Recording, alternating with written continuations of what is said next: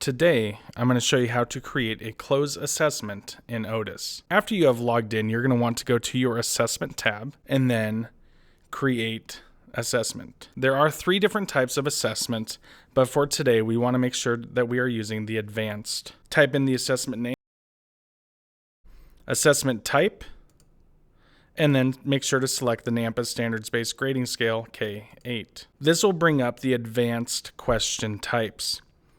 For this, we want to make sure that we are using the fill in the blanks or cloze. You will notice that this gives us a few different options.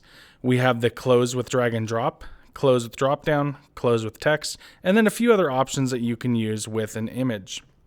Today, we're going to look at the cloze with drop down. When you go in, you will see this template builder. You first have a composed question, a template markup, and then possible responses. You can think of the composed question as a spot to put in the directions. So I'm going to say, please select the best word to complete each sentence. Next, we have the template markup. So I'm actually going to just click in here and do Command A to select all, and then I'm going to just delete it.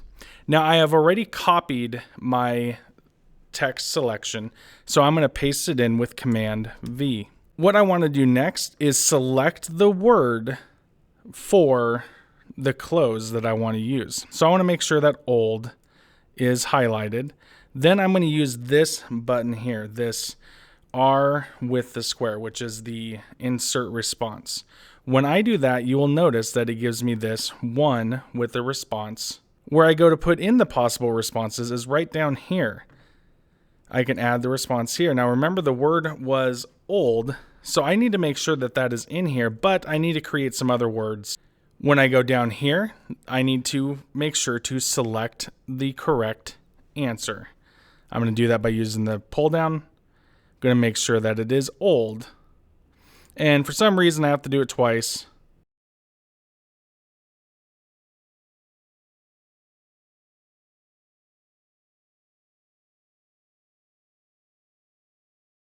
Now, the next thing on this that I want to point out is I do need to change the number of points to 2. I'm going to match all possible responses. And if I go to the top, you will see that I do have this button here for preview. When I preview it, this is how it'll look for the students. And I can double check to see if this works. It does. It showed that I got a 2 out of 2. I can set it to show the answers right there. Save it. Now, it says title needs to be empty, but there was no title, so now I'm going to go back in and title it.